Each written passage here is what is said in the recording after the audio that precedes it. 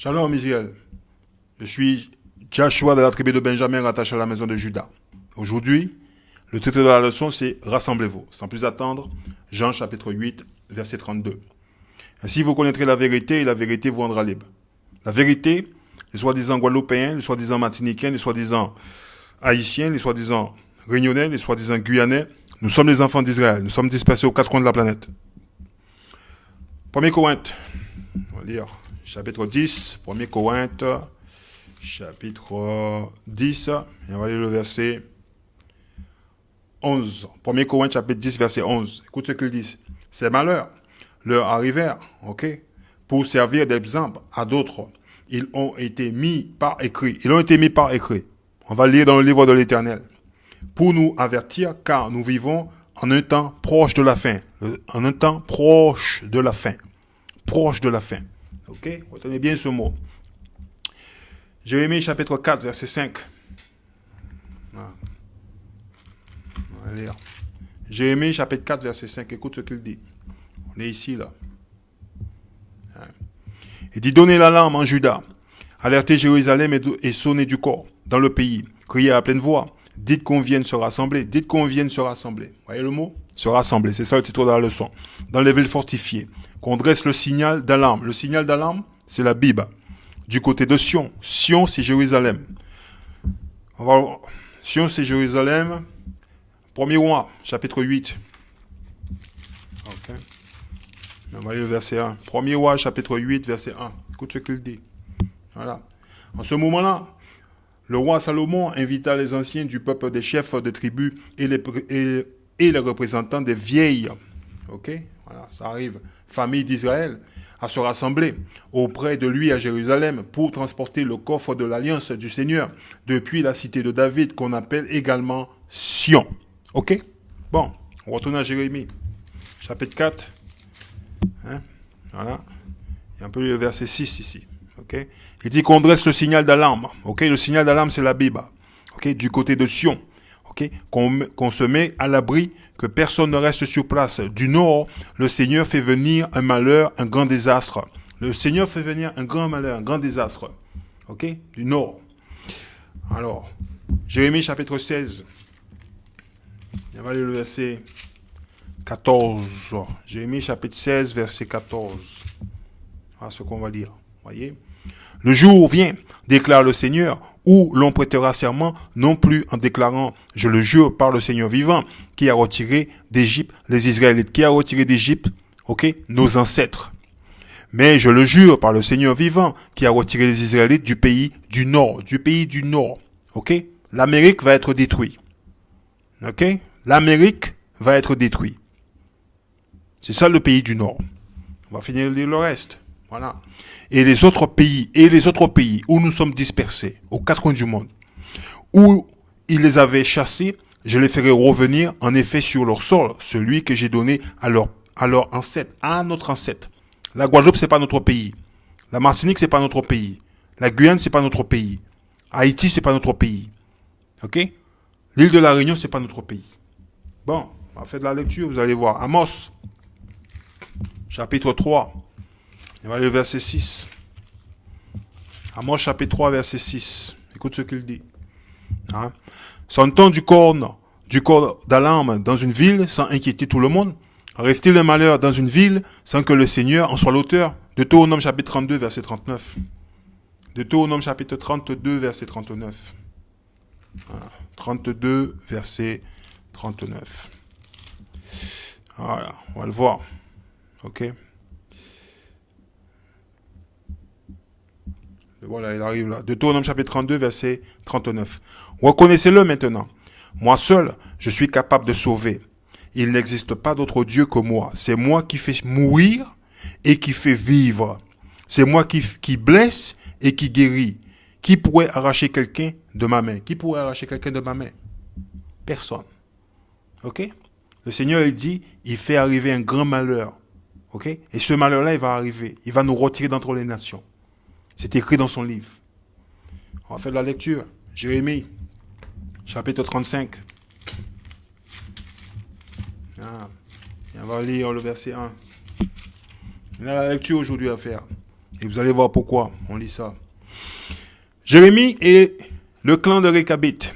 À l'époque de Joachim, fils de Josia et roi de Juda, Jérémie reçut du Seigneur cette parole. Va trouver le clan de Réchabite et persuade ces gens de venir dans l'une des salles annexes du temple. Et là, tu leur offriras à boire du vin. Jérémie alla donc chercher Yazania, fils d'Érénia, et petit-fils de Abazinia, avec les frères et les fils de Yazania, bref, tout le clan de Réchabite. Il les fit entrer au temple dans la salle attribuée aux disciples de Haman, un saint homme, fils d'Igdalia. Cette salle était proche, écoute ce qu'il dit. Cette salle était proche de celle des chefs située au-dessus de celle de Maséa, fils de Shaloun, le prêtre chargé de surveiller l'entrée du temple. Jérémie plaça devant les membres du clan des Réchabites des cruches remplies de vin et des gobelets. Puis il leur dit, prenez donc un peu de vin. Il dit, prenez donc un peu de vin. Jérémie fait ce que Dieu lui a ordonné de faire. Verset 6, et il arrive, ça fait mal. Écoute ce qu'il dit. Mais ils répondirent, nous ne buvons pas de vin, car notre ancêtre, il dit notre père, Yonada, fils de Récab, nous a ordonné, il nous a donné un commandement, ordonné, ok, un commandement. Ceci, vous ne boirez jamais de vin, ni vous, ni vos enfants, vous ne construirez pas de maison, vous ne cultiverez pas la terre, vous ne planterez pas de vignes et vous n'en posséderez pas. Mais vous logerez sous des tentes durant toute votre vie. C'est ainsi que vous pourrez vivre longtemps dans ce pays qui n'est pas votre patrie. Ok, verset 8. Nous avons donc obéi, nous avons fait à tout ce que notre ancêtre, notre père nous a ordonné, nous a commandé. Yonadab nous avait ordonné. Ainsi, nous ne buvons jamais de vin, ni nos femmes, ni nos fils, ni nos filles. Vous voyez, hein? Nous ne construisons pas de maison pour y loger. Nous ne possédons ni vignes, ni champs cultivés, mais nous logeons sous des tentes. Ainsi, nous respectons tous les ordres que nous avons reçus de notre ancêtre Yonadab. Mais quand Nabuchodonosor, roi de Babylone, a envahi le pays, nous avons décidé d'entrer à Jérusalem pour échapper aux armées babyloniennes et syriennes. En ce moment, nous sommes donc installés à Jérusalem. Ok. Le Seigneur dit alors à Jérémie, adresse-toi maintenant aux gens de Juda et aux habitants de Jérusalem et dis-leur, voici ce que déclare le Seigneur, ok, de l'univers, Dieu d'Israël, voyez, Dieu d'Israël, pas le Dieu de tout le monde. Ne devriez-vous pas accepter mes avertissements en écoutant ce que je vous dis, déclare le Seigneur? Ok, ça, on va le voir dans un autre livre. Parce que Monsieur Leblanc, il raconte des sottises, et on va le voir, on va vous le montrer, on ne va pas vous le cacher. On est là pour ça. Joshua va vous le montrer. On est dans le verset 13 du livre. On va le voir ici. Voilà, il est là. Jérémie chapitre 35, verset 13. Ainsi a dit l'Éternel des armées. Ainsi a dit l'Éternel des armées. Ok? Le Dieu d'Israël va et dit aux hommes de Juda et aux habitants de Jérusalem, ne recevez-vous pas instruction? Voyez le mot? Instruction pour obéir à mes paroles, dit l'Éternel. Et là, M. Leblanc, il a réécrit le livre en bon français courant. Voilà. Et il a dit, avertissement. Voyez? Ok? Parce que le mot avertissement, ce n'est pas un mot familier pour les Guadeloupéens, tout comme les Martiniquais, les Haïtiens, les Dominicains, les Guyanais, les Réunionnais. Ce n'est pas des mots familiers pour eux. Ce n'est pas un mot qu'on utilise souvent dans notre vocabulaire. Mais le mot instruction, vous voyez, hein, il est là. Ah, ce sont des instructions. La Bible, c'est un livre d'instruction. Ce n'est pas un livre de religion. Bon, j'espère que vous l'avez compris maintenant. Quelle religion que tu es? Je ne suis pas dans la religion, moi. Je ne suis pas les blancs, moi. Je suis pas la religion des blancs, je ne suis pas les blancs. Je ne suis pas blanc, moi. Voilà. Je ne suis pas la couleur de ces gens. Bon, on va finir de lire. Verset 13 encore. Adresse-toi maintenant aux gens de Juda et aux habitants de Jérusalem et dis-leur, voici ce que déclare le Seigneur de l'univers. Dieu d'Israël, ne devriez-vous pas accepter mes instructions en écoutant ce que je vous dis, déclare le Seigneur. Jonadab, fils de Récab, avait ordonné à ses enfants de ne pas boire de vin. Et les Récabites ont pris au sérieux ces paroles.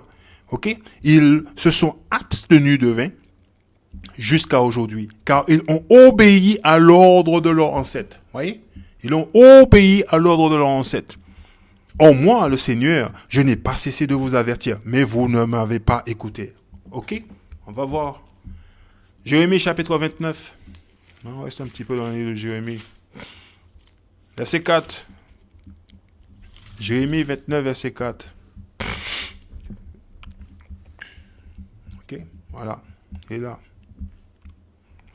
Voici ce que déclare le Seigneur. Vous voyez, ce sont les instructions du Seigneur qu'on va lire. De l'univers. Dieu d'Israël. Vous voyez? Dieu d'Israël. Dieu d'Israël. Quand vous allez à l'église des Blancs, ok, vous devez poser la question, où est le peuple d'Israël? Ils ne sont pas à l'église avec vous. Hein? Voilà. Pour tous ceux qui a fait déporter, qu'il a fait déporter. Déporter, ça veut dire en esclavage. De Jérusalem à Babylone. Construisez des maisons pour vous y installer. Plantez des jardins pour vous nourrir de ce qu'ils produiront. Mariez-vous. Ayez des fils et des filles. Mariez vos fils et vos filles. Et qu'à leur tour, ils ayant des enfants, devenez aussi nombreux. Là-bas, ne diminuez surtout pas. Ne diminuez surtout pas. Ce qui veut dire, il ne faut pas avorter. Il ne faut pas que les filles de chez nous, ils avortent. Écoute bien. Ok? Cherchez à rendre prospère la ville où le Seigneur vous a fait déporter. Ok? Prospère. Comment on peut prospérer? On va le voir. On va voir ce mot, prospérer. Josué, chapitre 1. On va le voir, prospérer. On va le voir. Verset 8. Voilà comment on le fait. C'est un commandement de l'Éternel. Répétez sans cesse les enseignements du livre de la loi. Ok? Et méditez le jour et nuit de façon à observer tout ce qu'il est écrit. Alors tu mèneras à bien tes projets et ils réussiront. C'est comme ça qu'on va prospérer. Ok? Voilà, on en retourne là-bas. Ouais, on était là. Prospère. Ok? Donc il faut répéter sans cesse les instructions de la Bible. La ville où le Seigneur vous a fait déporter et priez-le pour elle, car plus elle sera prospère, ok, plus vous le serez vous-même. Ok, on va continuer. Deutéronome chapitre 7. On va écouter l'instruction de l'Éternel. C'est ce qu'il a dit. Il a dit, dis-leur d'écouter mon instruction. Deutéronome chapitre 7, verset 1. Le Seigneur votre Dieu va vous conduire. Écoutez ce qu'il dit. Dans le pays dont vous devez prendre possession. À votre approche, il en chassera des populations nombreuses, 7 peuples, plus importants et plus puissants que le vôtre. Les Hittites, les Gigashites, les Amorites, les Canéens, les Périzites, et les Hivites et les Jébusites. Il les livrera en votre pouvoir. Vous les vaincrez et vous les exterminerez. Ok? Vous voyez, c'est clair, net et précis. Ne concluez aucun traité avec eux et n'ayez pas pitié d'eux. Ne vous alliez pas à eux par des mariages. On voit aujourd'hui les Guadeloupéens, les Guadeloupéennes se marient des étrangers. Hein? Ah ouais, oui, moi j'ai une blanche, oui, je me marie avec une blanche. Attendez, tu sais pas qui tu es. Tu sais pas qui sont ces gens-là. Tu vas le découvrir. Tu vas le découvrir qui sont ces gens. Le Seigneur, il a dit clairement, nettement, ne mariez pas ces gens-là. Ne donnez pas à vos fils, à leurs filles, et ne choisissez pas parmi eux des épouses pour vos fils. Vous voyez? Dans Jérémie chapitre 29, versets 4 à 5, le Seigneur il nous a donné des instructions claires qu'on doit se marier entre nous, rester entre nous. Deutéronome chapitre 7, verset 3, c'est une loi. Ok? Il ne faut pas le faire. Verset 4. Sinon, ces étrangers entraîneront vos descendants à se détourner du Seigneur pour adorer d'autres dieux. Ok, le dieu de bois, hein, le dieu des blancs, et le dieu de pierre, qui est l'islam, le bouddhisme. Le Seigneur, ok, se mettra en colère contre vous et vous exterminerez sans tarder. Bon, Deutéronome chapitre 22. On va lire encore. Parce que Dieu nous donne des instructions tout simples. Si vous avez lu, si vous avez compris Jérémie chapitre 35, verset 13, on va y retourner. On va y retourner. Ça vous rafraîchit la mémoire. Voilà. Voilà l'instruction. Voilà, l'instruction est tout simple. Voilà. Jérémie chapitre 35, verset 13. Adresse-toi maintenant aux gens de Juda et aux habitants de Jérusalem et dis-leur, voici ce que déclare le Seigneur de l'univers, Dieu d'Israël.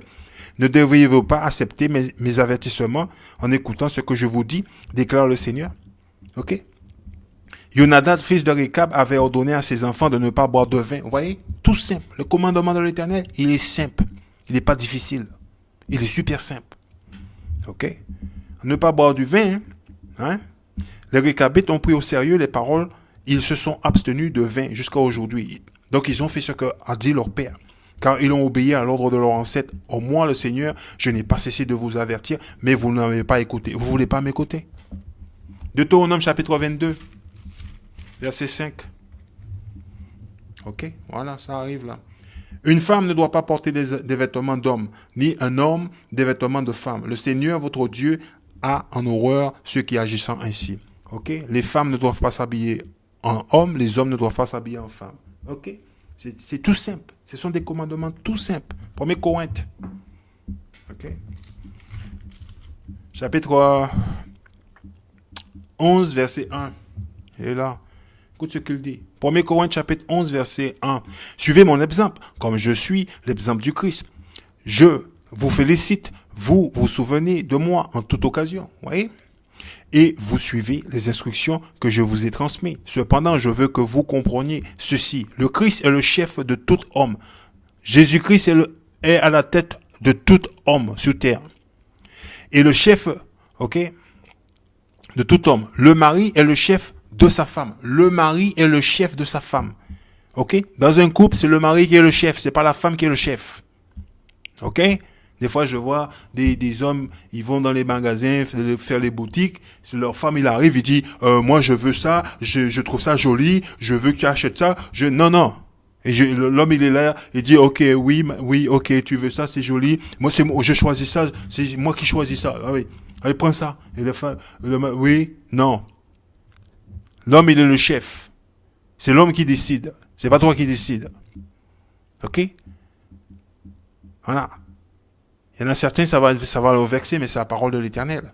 Vous n'avez pas une idée de ce qui est dans le livre. Vous croyez que vous pouvez faire tout ce que vous voulez. Vous n'avez pas une idée de ce qui est dans ce livre-là. C'est l'homme qui est le chef. Ok? Le mari est le chef de sa femme. Et Dieu est le chef du Christ. Donc il y a un ordre. Ok? Dieu, Jésus-Christ, l'homme et la femme et les enfants. Ok? C'est clair et net et précis. Quand vous sortez dans ces ordres-là, vous devenez rebelle. On va le lire. Le mari est le chef de sa femme et Dieu est le chef du Christ. Ok? Donc pendant le culte, un homme à la tête couverte lorsqu'il prie ou donne des messages reçus de Dieu, il déshonore le Christ. Exemple, si moi je me couvre la tête, quand je lis la Bible, je déshonore le Christ. Parce qu'il est le chef de ma tête. Mais si une femme est tête nue lorsqu'elle prie ou donne des messages reçus de Dieu, elle déshonore son mari. Ok? Si ma femme, lorsque elle lit la Bible, elle ne se couvre pas la tête, elle me déshonore.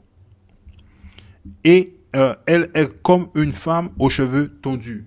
Vous voyez, ce sont des commandements tout simples. Pas compliqués. On va continuer. On va passer la soirée dessus. Proverbe chapitre 28. Ça arrive, ça va faire mal. Proverbe chapitre 28, verset 9. Écoute ce qu'il dit. Si quelqu'un fait la sourde oreille aux exigences de la loi, vous voyez, la loi. Vous avez appris à l'église des Blancs qu'on n'est plus sous la loi, qu'on ne doit pas lire l'Ancien Testament. Ok? Les Blancs, ce sont ceux qui nous ont mis en esclavage. Vous voyez? Vous allez découvrir ce soir. Hein? Vous allez voir. Vous écoutez les Blancs, vous n'écoutez pas Dieu. Vous avez peur des Blancs. Vous n'avez pas peur de Dieu, vous avez peur de l'homme blanc. Si quelqu'un fait la sourde oreille aux exigences de la loi. Même sa prière est désapprouvée. En un mot, Jean chapitre 9, verset 31. Voilà. Ah, il est là. Ok? Nous savons que Dieu n'écoute pas les pécheurs. Vous violez la loi de Dieu. Le pécheur, c'est quoi? 1 Jean chapitre 3, verset 4. Voilà, on va vous montrer. Voilà, il est là. 1 Jean chapitre 3, verset 4. Quiconque pêche s'oppose à la loi de Dieu, car le péché est la révolte contre cette loi. Ok? Jean chapitre 9, verset 31. Nous savons que Dieu n'écoute pas les pécheurs. Ok? Donc vous violez la loi de Dieu. Mais qu'il écoute tout être qui le respecte et obéit à sa volonté. Ok? Voilà. Souvenez-vous bien. Jérémie chapitre 35, verset 13. Voilà. Proverbe chapitre 28, verset 9. Encore de nouveau. Si quelqu'un fait la sourde oreille aux exigences de la loi, même sa prière est désapprouvée. Dieu ne va pas vous écouter. Pourquoi il va vous écouter? Proverbe chapitre 1. Allez, verset 30. Proverbe chapitre 1, verset 30.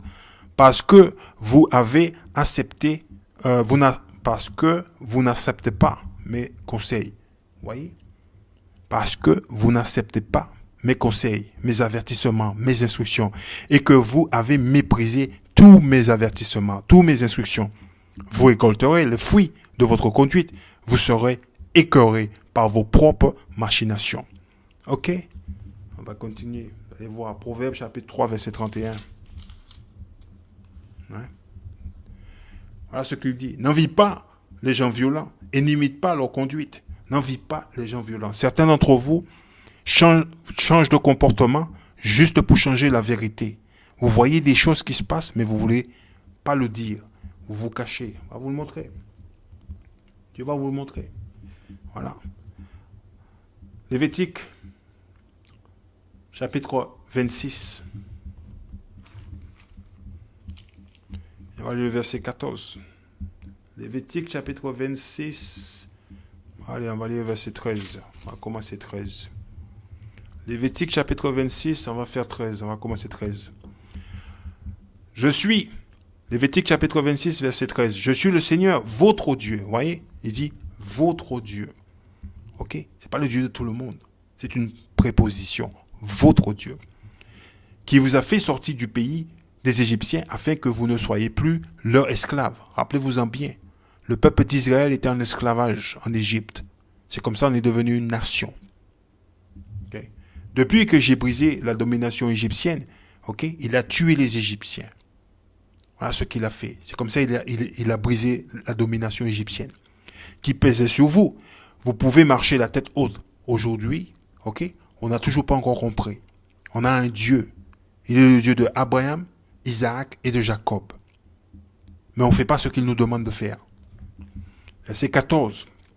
Si vous ne m'obéissez pas et ne mettez pas en pratique tous ces commandements, si vous rompez mon alliance, on a une alliance avec l'Éternel, le Créateur. En rejetant mes lois, mes instructions, mes avertissements.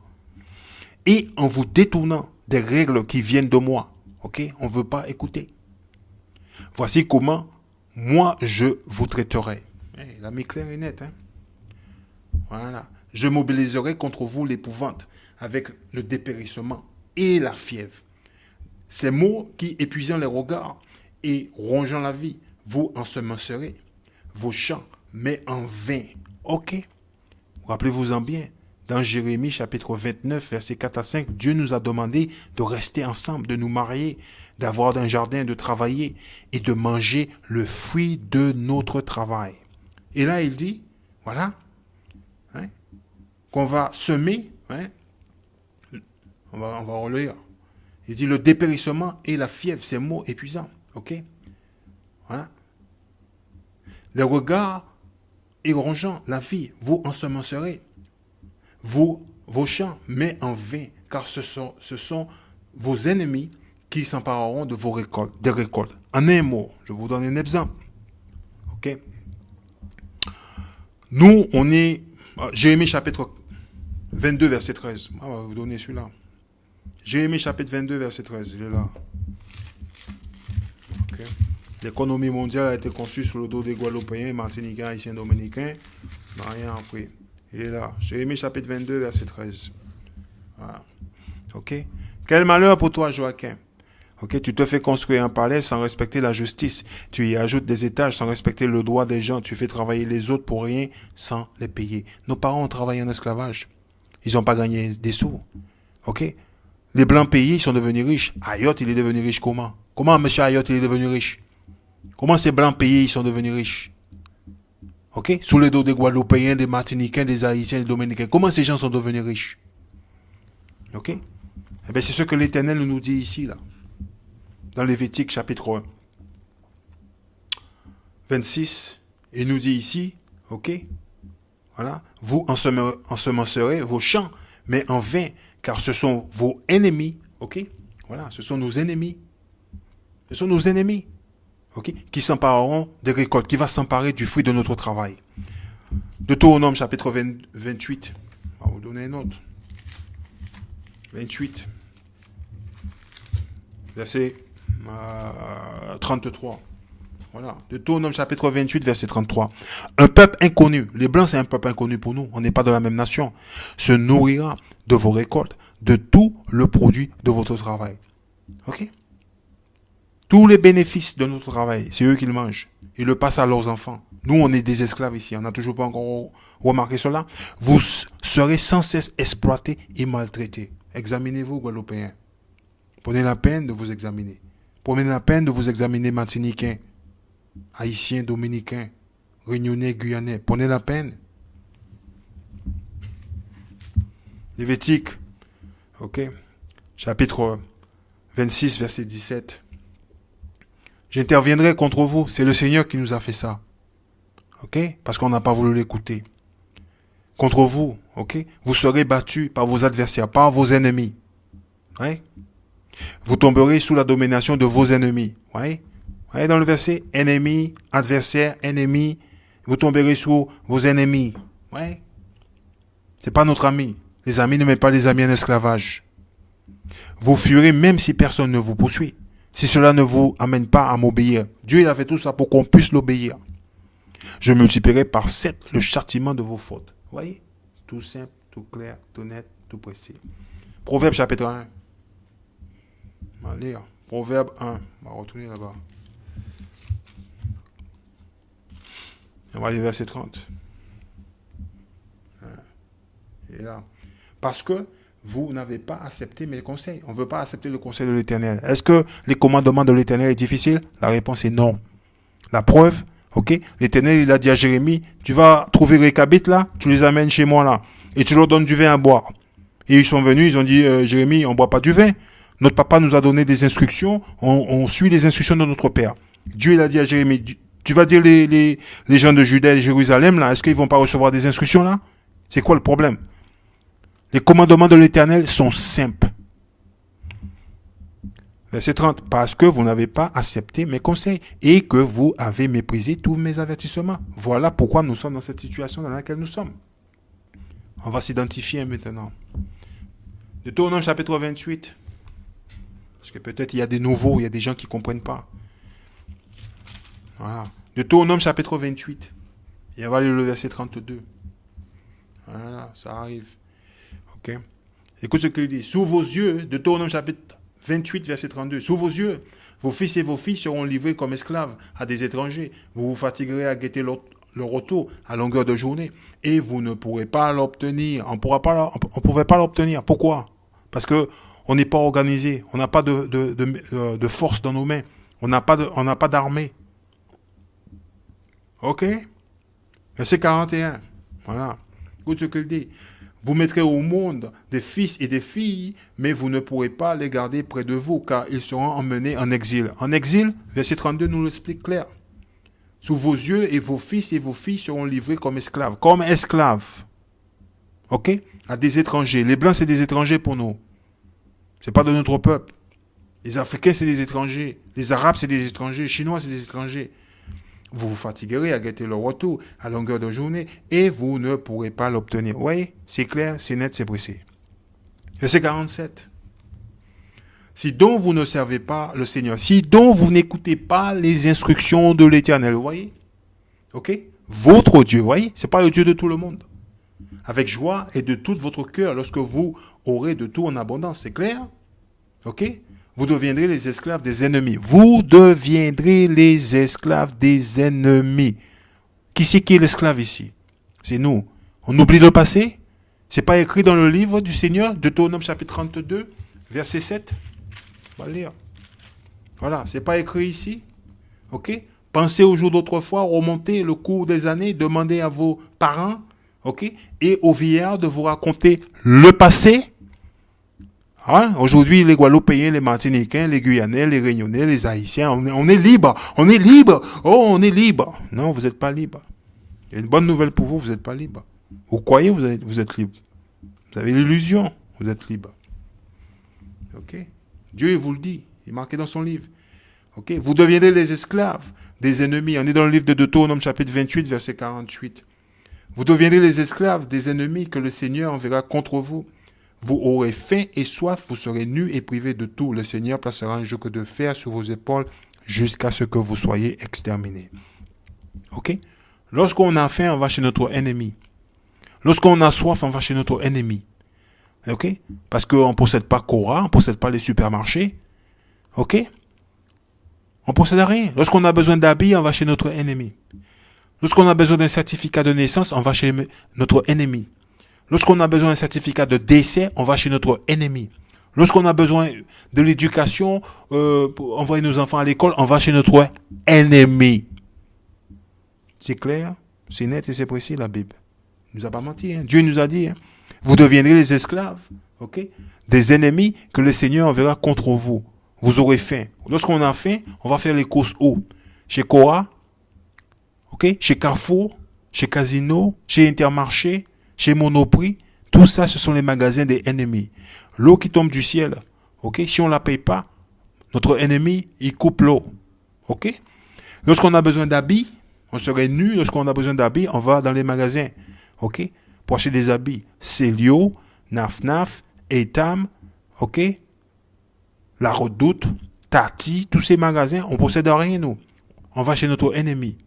Et privé de tout, on a besoin d'un permis de conduire, permis de construction, certificat de naissance, certificat de décès. On a besoin d'un compte bancaire. On va chez notre ennemi. Ok? Écoute ce qu'il dit. Le Seigneur placera un joug de fer sur vos épaules jusqu'à ce que vous soyez exterminés. Moi, comme je vous ai déjà dit, Joshua, il lit le livre, hein, il ne le cache pas. Monsieur Leblanc, il enseigne rien du tout là, ici. Ici, c'est vous qui laissez Monsieur Leblanc venir vous raconter des sottises. Deutéronome chapitre 28, verset 48. On est là. On va le lire ici. Vous voyez? Je vais lire le livre, je vous ai dit, il faut lire le livre. Voilà. Tu serviras dans la faim, dans la soif, dans la nudité et dans la disette de toutes choses. Ton ennemi que Dieu enverra contre toi. C'est Dieu qui a envoyé l'ennemi contre nous. Et il mettra un joug de fer sous ton cou jusqu'à ce qu'il t'ait exterminé. Point final, terminaris. Voilà. Ok? Donc, si vous ne savez pas qu'est-ce que c'est un joug de fer, demandez à Google. Google va vous le dire. Il va vous le montrer. Comme ça, au moins, vous saurez qu'est-ce que c'est. Ouais? Voilà. On retourne là-bas. Ouais. On va lire le verset 68. On va lire le verset 64. Avant 68, on va passer 64. Ok? Et il vous dispersera parmi les nations étrangères. On est dispersé aux quatre coins de la planète. D'un bout du monde à l'autre, vous y adorez d'autres dieux que ni vous ni vos ancêtres n'auraient connu, des statues de bois. Quand tu vas à l'église des Blancs, tu vois le monsieur sur le bois là-bas? C'est une statue de bois. C'est que ça, les Guadeloupéens, Martiniquais, Haïtiens, Dominicains, Guyanais, Réunionnais, ok, ils adorent. Ou de pierre. Ceux qui se mettent à genoux, ok, et qui s'inclinent devant la pierre là-bas, ok. L'islam, le bouddhisme, voilà. Ce sont des statues de bois et des statues de pierre. Bon, je vais vous montrer une petite vidéo là. Voilà, on va vous montrer une petite vidéo. Avant, on va faire un tour dans le livre de Lamentation, chapitre 4, verset 17. Ok. Voilà. Lamentation, chapitre 4, verset 17. Nos yeux continuaient à se fatiguer, à épier un secours qui ne venait pas. Nous avons attendu sans répit l'arrivée d'une nation qui n'est pas venue nous sauver. Ok. On va vous montrer une petite vidéo là. Et on va commencer déjà par écouter. Alors, oh là.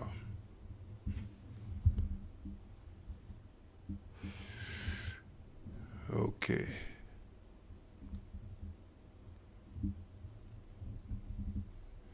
Alors, peu de son. Métropolitains, façon de parler, c'est sélectif. Excusez-moi, on a vu que des métropolitains. Le bateau arrive, il n'y a que des... Alors, c'est quoi ça? Rotation.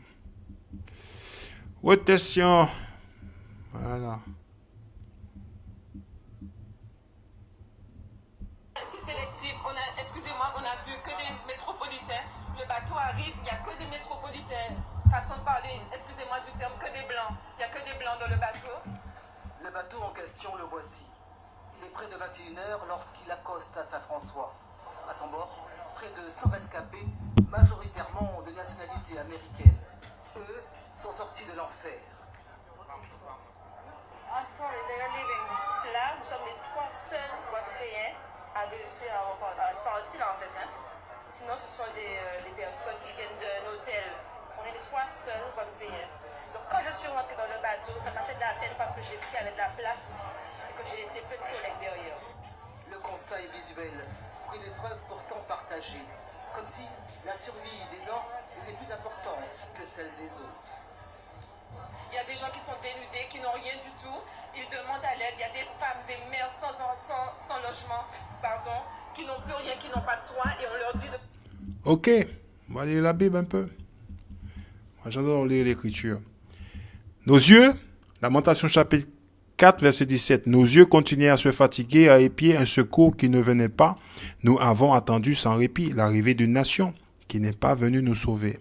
Si on avait écouté la parole de l'Éternel, ok, on serait en mesure de pouvoir aider notre propre frère et sœur qui est dans le besoin. Quand il y a un malheur qui arrive, on serait capable de s'organiser, de faire ce qu'il faut. On va continuer. Eh oui. Se débrouiller. Il faut vraiment que la population s'active parce qu'ils ont besoin d'aide. Ils sont laissés pour eux. Cette arrivée dans cette nuit à Saint-François a quelque chose d'extrêmement pathétique. Personne ne comprend comment ces personnes ont pu arriver ici. Le maire lui-même ne... Alors, ce que je vous regardez là, c'est tout simplement après le cyclone qui est passé sur Saint-Martin. Ok, c'est ce que vous êtes en train de regarder. Regardez bien. Pas eu d'informations en ce sens. On s'interroge encore. J'ai été informé en consultant les réseaux sociaux qu'un bateau... Le maire, il a été informé en consultant les réseaux sociaux. Ok? Moi, je vous dis, il faut lire le livre de l'Éternel. Ok? Ça vous évitera, ok, de rencontrer des difficultés ou des problèmes dans la vie, dans le futur. Des Iradiens s'apprêtaient à revenir avec une centaine de rapatriés. Je n'en sais pas tellement plus. J'ai alerté les services de l'État. Alors, qui était vraiment au courant de cette traversée nocturne? On peut se poser la question. Le capitaine, lui, nous apporte une réponse formelle qui en dit long. On a été réquisitionné par le préfet. Il nous a demandé des caractéristiques du navire, l'autonomie et tout ça aussi. Les autorités nous ont demandé de ramener ces gens-là sur le territoire européen. Donc, c'est ce qu'on a fait, on les a ramenés. Les personnes ont déjà certaines réservations d'hôtels ici en Guadeloupe. Donc apparemment, il y a déjà 40 personnes sur les 94 qui ont déjà leur réservation. Une arrivée donc programmée, organisée en amont. Mais qui... Ouais. Une arrivée programmée, organisée en amont. Dieu nous a demandé de nous organiser. Il nous a demandé de nous rassembler. fait planer un malaise. Qu'en est-il des autres? La population restée sur place, encore plongée dans l'enfer saint-martinois. Ok. Bon, on va écouter quelques petits audios. On va écouter des audios. Bon, on va faire un petit peu d'audio. Alors, on va écouter audio. Ok, 158. On comprend l'époque là, ça a été révolu.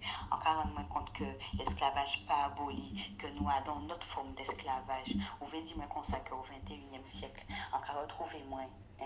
Attends, on côté, on île aussi petit, soi-disant, la Guadeloupe a voulu des aides pour nous, nous a voulu des denrées pour nous, nous pas qu'à recevoir ces denrées-là, faut ça vie, nous pas qu'à recevoir rien.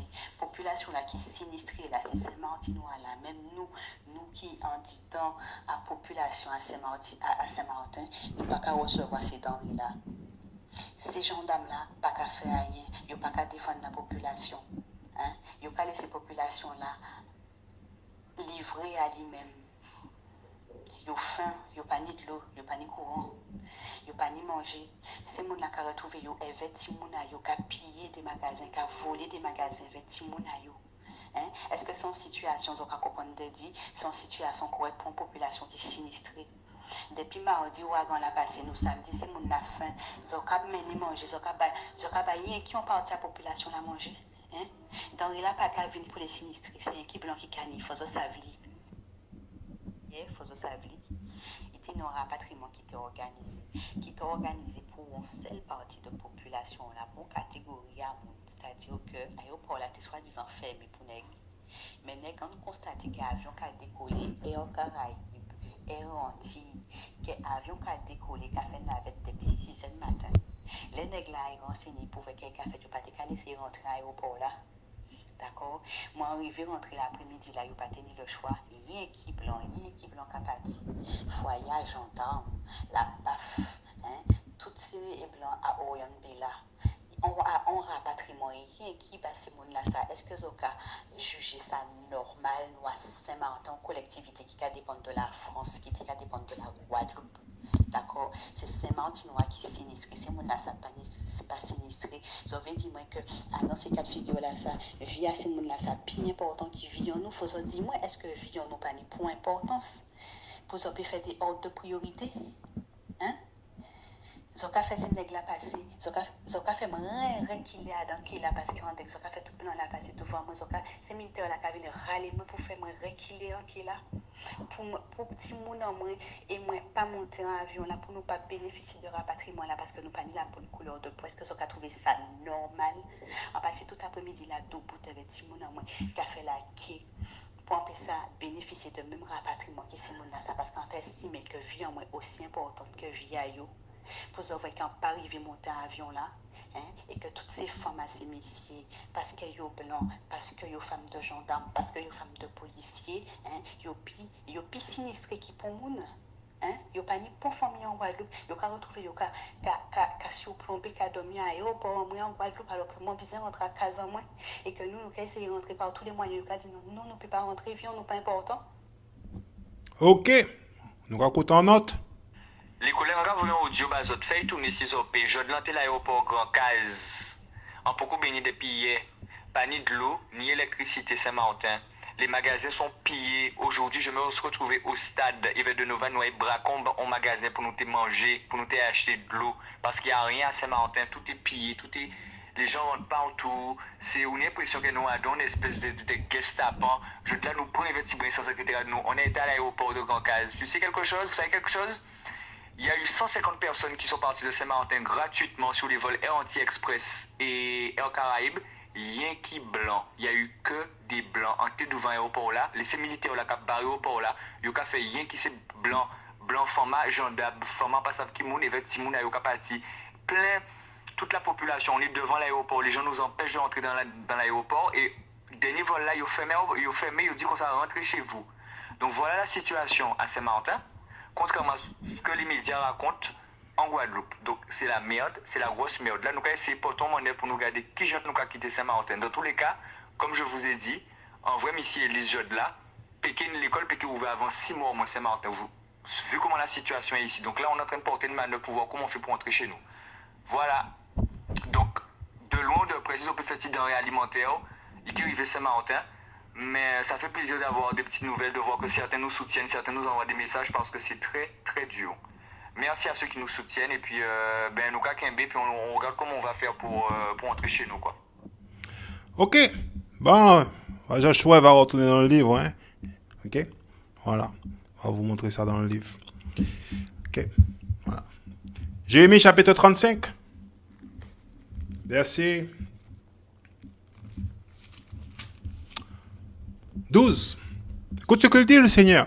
Le Seigneur dit alors à Jérémie, adresse-toi maintenant, ok, aux gens de Juda et aux habitants de Jérusalem et dis-leur, voici ce que déclare le Seigneur, ok, de l'univers. Dieu d'Israël, ne devriez-vous pas accepter mes avertissements, de m'écouter quand je vous parle, en écoutant ce que je vous dis, ok, déclare le Seigneur.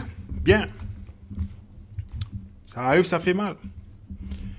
Lamentation chapitre 4, verset 17. Nos yeux continuaient à se fatiguer, à épier un secours qui ne venait pas. Nous avons attendu sans répit l'arrivée d'une nation qui n'est pas venue nous sauver. Eh oui, les Blancs ne vont pas venir te sauver. Les Blancs, ce sont nos ennemis, c'est eux qui ont mis la chaîne autour du cou.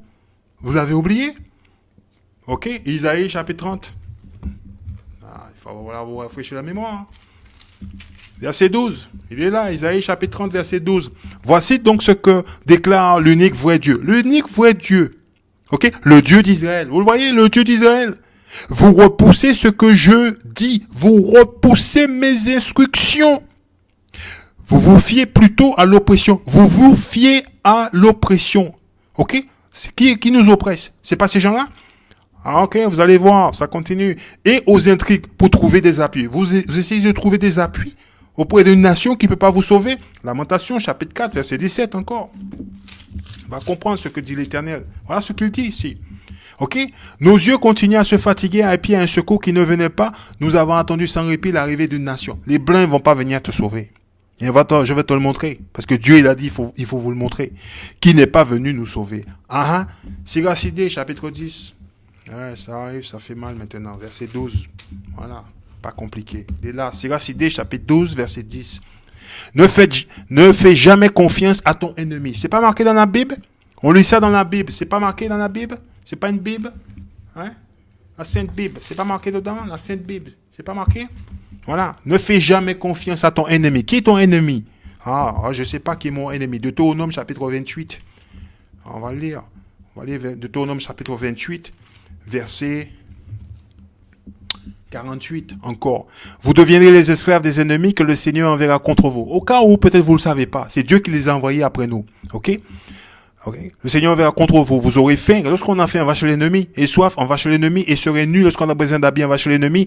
Ok? Voilà ce qu'il dit. Et privé de tout ce dont nous avons besoin, on va chez l'ennemi. Le Seigneur placera un joug de fer sous vos épaules jusqu'à ce que vous soyez exterminés. Dieu nous a dit, Siracidée, chapitre 12, verset 10, ne fais jamais confiance à ton ennemi, car sa méchanceté est un morceau de cuivre qui se couvre de verre de gris. Vous voyez? Qu'est-ce que c'est? On va demander M. Leblanc de nous aider. On va aller demander M. Leblanc de nous aider. Jérémie, chapitre 35. Je vais vous le donner encore. Voilà, ça arrive, ça fait mal. Ok?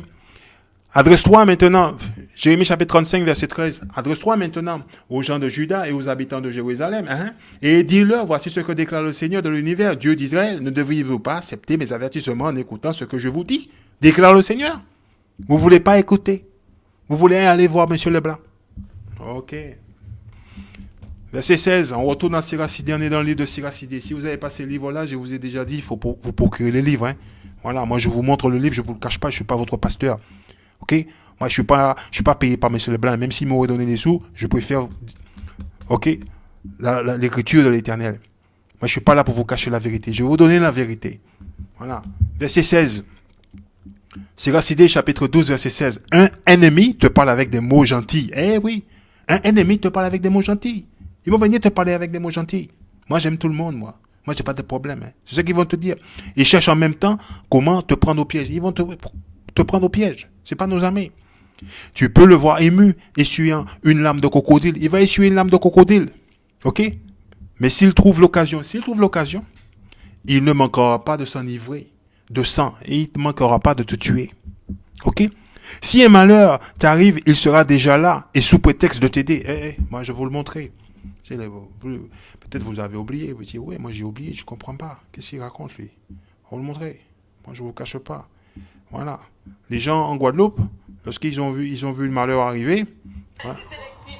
Excusez-moi, on a vu que des métropolitains. Le bateau arrive, il n'y a que des métropolitains. Ouais. Le bateau arrive, il n'y a que des métropolitains. Le bateau arrive, il n'y a que des métropolitains. Voilà ce que dit l'Écriture. Si un malheur t'arrive, ok, il sera déjà là, ok, mais il n'était pas là pour nous. Le bateau arrive, il n'y a que des métropolitains. On va le remettre encore. Le bateau arrive, il n'y a que des métropolitains. Façon de parler Il n'y a que des blancs. Il n'y a que des blancs. Il n'y a que des blancs. Donc les noirs sont restés à Saint-Martin. Ok? C'est ce qu'elle explique. C'est clair, c'est net et précis. Ok? Voilà. La Bible dit, si un malheur t'arrive, il sera déjà là et sous prétexte de t'aider. Mais si tu avais pris les consignes de Dieu, tu vois, ne fais jamais confiance à ton ennemi car sa méchanceté est un morceau de cuivre. Ah, il ne faut pas faire confiance à son ennemi. Verset 17. Si un malheur t'arrive, il sera déjà là et sous prétexte de t'aider. Il te fera un coup en jambe. Un coup en jambe. Montrant alors son vrai visage, il hochera la tête en se moquant de toi. Il applaudira les deux mains et répandra sur toi toutes sortes de bruits, comme d'habitude. Ok? Bon. Jean chapitre... Matthieu chapitre 12, verset 25. On va vous montrer. Matthieu chapitre 12, verset 25. On va passer la soirée dessus. Voilà. C'est une leçon. Matthieu chapitre 12, verset 25. Écoute ce qu'il dit. Voilà. Écoute ce qu'il dit. Mais Jésus connaissait leurs pensées. Il leur dit, alors, tout royaume dont les habitants, ok, luttant les uns contre les autres, finit par être détruit. Aucune ville ou aucune famille dont les habitants ou les membres luttant les uns contre les autres ne pourra se maintenir. En un mot, les Guadeloupéens, on est divisés. En Guadeloupe, on est divisés. Par quoi? Par la politique? Par la religion? Ok? On est divisés. En Martinique, c'est pareil. En Guyane, c'est pareil. Ah, moi, je vais voter pour la droite. Je vais voter pour la gauche. On oublie qui on est. Ok? On n'écoute pas les conseils de l'Éternel. Et quand il y a un malheur, on fait quoi? On va demander de l'aide à Monsieur Leblanc. Monsieur Leblanc, moi, je vous montre, je ne vous cache pas. Voilà. Moi, je ne vous cache pas, il est là. Voilà. Je jouais, vous ne le cachez pas. Allez. Voilà, il est là. Le bateau en question, le voici. Hein? Ah, on va mettre. C'est sélectif. Excusez-moi, on a vu que des métropolitains. Le bateau arrive, il n'y a que des métropolitains. Façon de parler, excusez-moi du terme, que des blancs. Il n'y a que des blancs dans le bateau. Le bateau en question, le voici. Il n'y a que des blancs dans le bateau? Hein? Voilà. On vit dans le royaume des blancs. Pourquoi ils vont venir nous sauver? Ils ne vont pas venir nous sauver. On vit dans leur royaume. Ils vont d'abord sauver leur peuple. Ils sont pour leur peuple. Ils se sont organisés, ok, pour leur peuple. Ils n'ont pas organisé pour les Guadeloupéens. Jésus-Christ nous l'a dit. Ok? Mais Jésus connaissait leurs pensées. Il leur dit, alors tout royaume dont les habitants luttant les uns contre les autres finit par être détruit. Aucune ville ou aucune famille dont les habitants ou les membres luttant les uns contre les autres ne pourra se maintenir. En Guadeloupe, on est divisé. En Martinique, on est divisé. Entre Guadeloupéens et Martiniquais, des fois, ils même, ah oui, moi je suis Martiniquais, je suis Guadeloupéen. Hein? Arrêtez, on est une seule famille et on est divisé. Ok? On n'a rien compris. Jean chapitre 10. Ça arrive. Ok? Dieu nous a demandé de nous rassembler. Rassemblons-nous. Ok? Vous allez voir. Jean chapitre 10, verset 11. Voilà, Jean chapitre 10, verset 11, il arrive. Je suis le bon berger. Jésus-Christ dit, je suis le bon berger. Le bon berger est prêt à donner sa vie pour ses brebis. Il est mort uniquement pour le peuple d'Israël. Pour les Guadeloupéens, les Martiniquais, les Haïtiens, les Dominicains, les Guyanais, les Réunionnais et ceux de nos peuples qui est en Afrique et dispersés aux quatre coins du monde. Pour personne d'autre. L'homme qui ne travaille que pour l'argent, l'économie mondiale a été construite sur le dos des Guadeloupéens, des Martiniquais, des Haïtiens, des Dominicains, des Guyanais et des Réunionnais. Ok? N'est pas vraiment le berger. Les Blancs ne sont pas nos bergers. On n'est pas de la même nation. Les brebis ne lui appartiennent pas. Il les abandonne et s'enfuit quand il voit venir le loup. Vous voyez? Quand il voit venir le loup. Le loup représente le danger. Quand il y a eu l'ouragan, qu'est-ce qu'ils ont fait? Voilà ce qu'ils ont fait. On va remettre. Ah, il va dire, Joshua, il est embêtant. Hein? On va le mettre au début. C'est sélectif. Excusez-moi, on a vu que des métropolitains. Le bateau arrive, il n'y a que des métropolitains. Façon de parler, excusez-moi du terme, que des blancs. Il n'y a que des blancs dans le bateau. Le bateau en question, le voici. Eh oui, il dit quand le loup arrive, le loup, voilà, soulignez le loup. On va le souligner pour vous. Eh oui. Le loup représente l'ouragan, le cyclone, la tempête, le danger. Ok? Ils sont déjà partis. Hein? Il est près de 21h lorsqu'il accoste à Saint-François. À son bord, près de 100 rescapés, majoritairement de nationalité américaine. Eux sont sortis de l'enfer. Là, nous sommes les 3 seuls Guadeloupéens à réussir à remporter. Il n'y avait que 3 personnes à Saint-Martin, que 3 personnes de couleur à Saint-Martin.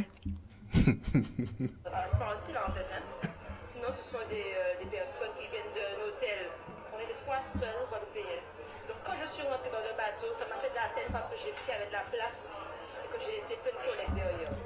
Le constat est visuel. Eh oui, on va continuer la leçon. Voilà, on va continuer la leçon là.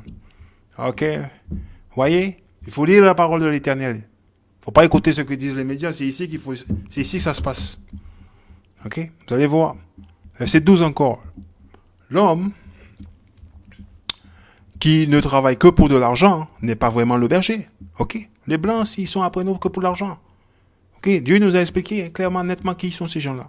Les brebis ne lui appartiennent pas. Il les abandonne et s'enfuit quand il voit venir le loup. Eh oui.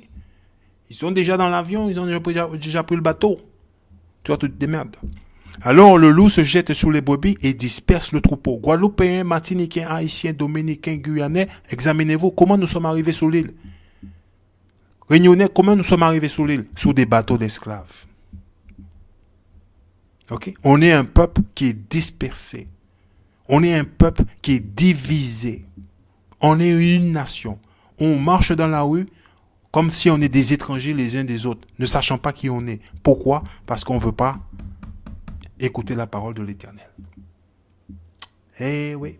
Romains, chapitre 13. Romains, chapitre 13. On va lire. Romains, chapitre 13. Écoute ce qu'il dit. Verset 11.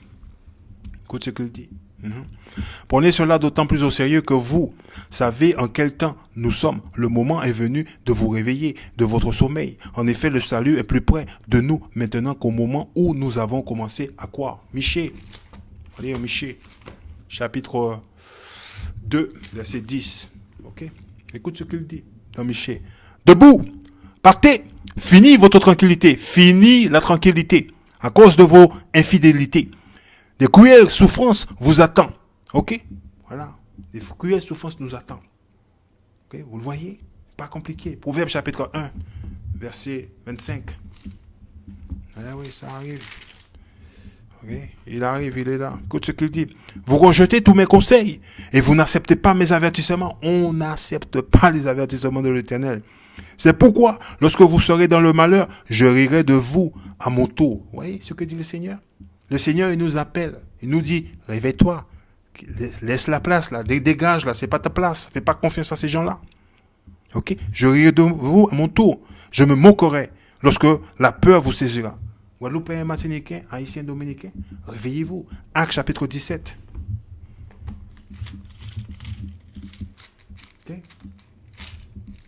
L'Éternel, il est clair et net et précis. Il nous a donné une instruction claire, nette et précise.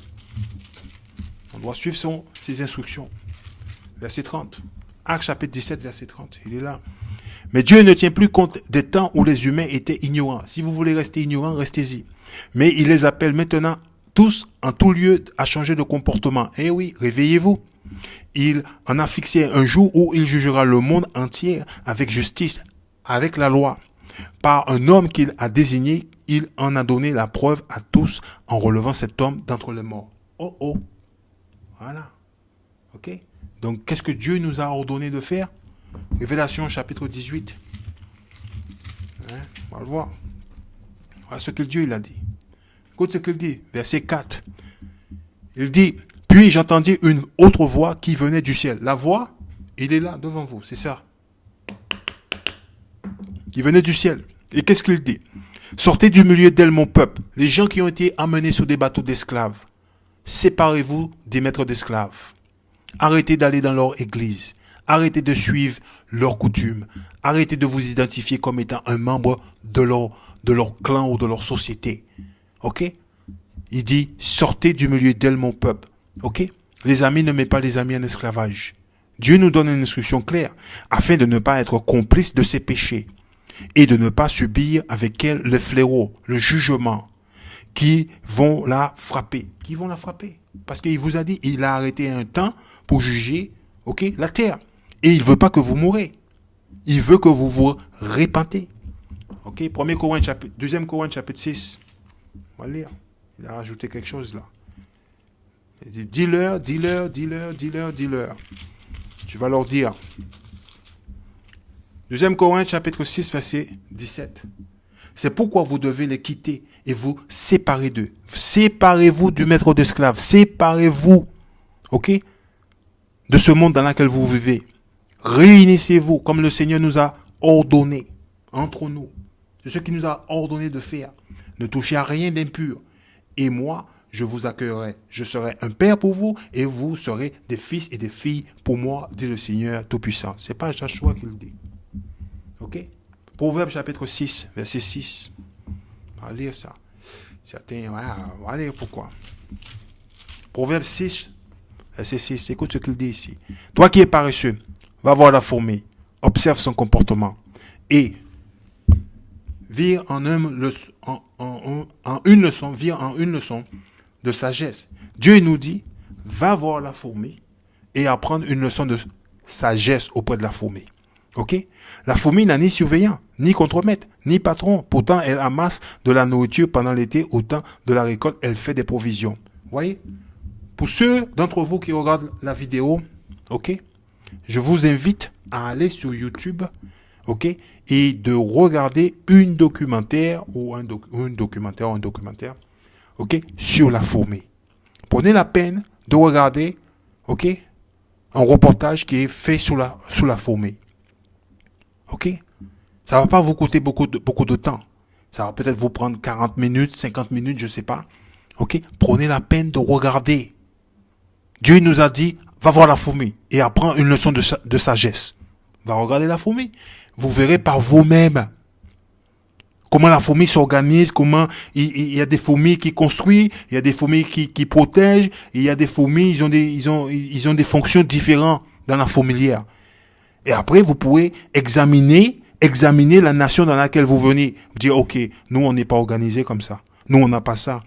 Donc, quand il y a eu des problèmes à Saint-Martin, où il y a eu des ouragans, etc., peu importe, une catastrophe naturelle, comme vous voulez, ok, on ne peut pas intervenir, on ne peut pas aider notre peuple parce qu'on n'est pas organisé. Dieu nous a dit, va voir la fourmi.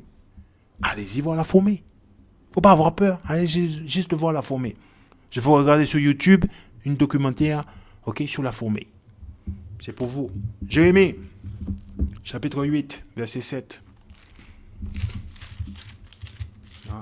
Dieu, il nous a dit, si vous êtes, ça vous touche, ouais, Dieu m'a dit ça hier. Oui, moi, il me l'a dit, je l'ai fait. J'ai regardé. Jérémie, chapitre 8, verset 7. Même la cigogne connaît le moment de sa migration. Ok? Tourterelle, hirondelle et griffes savent quand il faut revenir. Mais mon peuple ne connaît rien aux règles que j'ai établies. C'est normal, il ne veut pas t'écouter.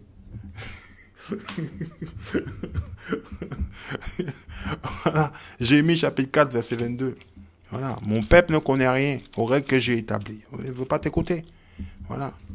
Jérémie chapitre 4 verset 22. Mon peuple est stupide. Dieu dit on est stupide. Il m'ignore, dit le Seigneur. On ne veut pas l'écouter.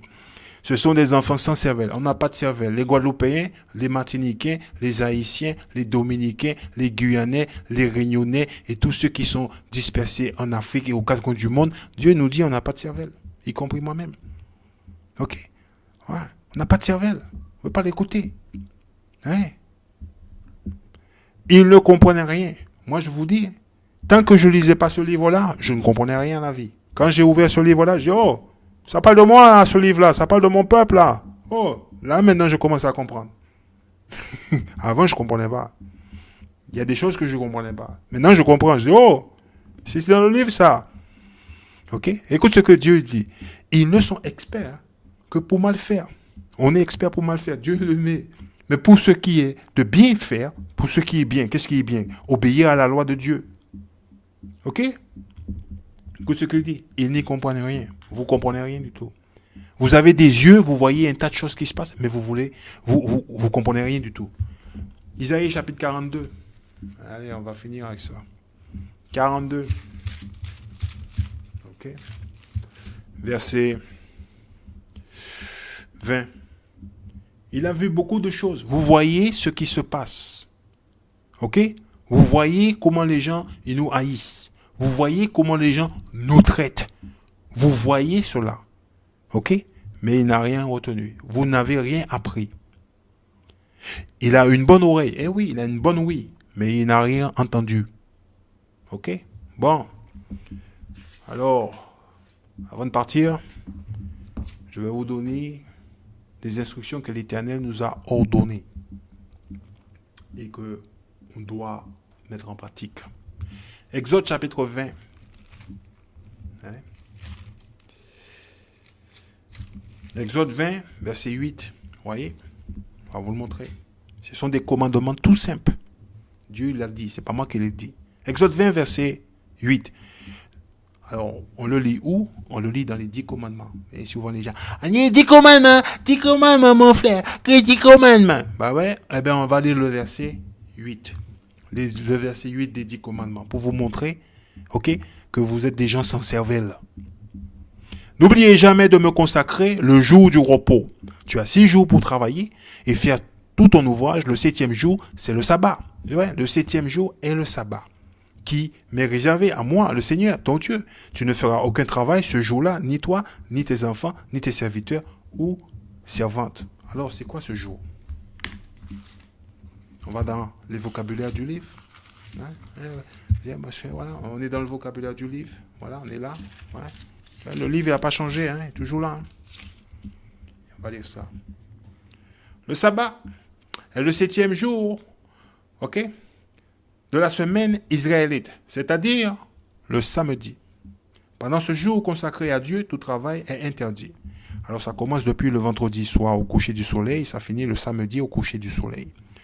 Alors, si vous allez à l'église le dimanche, ok, hein, vous violez la loi de Dieu. Vous êtes un méchant, vous ne respectez pas Dieu.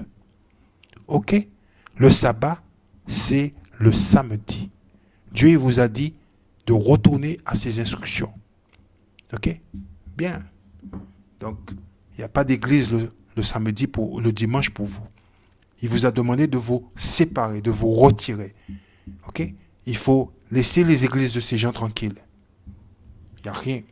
Et si ces gens, ils veulent faire la messe, ils veulent changer le jour de la messe et le mettre le samedi, je vais vous montrer. Vous allez être surpris. Exode chapitre 33. 35, pardon. Exode 35, verset 3. Exode 35, verset 3. Ok? Où que vous habitez, vous ne devez même pas allumer un feu le jour du sabbat. Ce qui veut dire que vous ne pouvez pas faire à manger le jour du sabbat. Donc vous êtes obligé de préparer tout depuis le vendredi. Pour que quand le soleil se couche, vous êtes en sabbat, tout est déjà prêt pour le samedi. Voilà. Moi, en général, je mange froid. Je vous le dis. Néhémie, chapitre 13. Et on va lire le verset 15.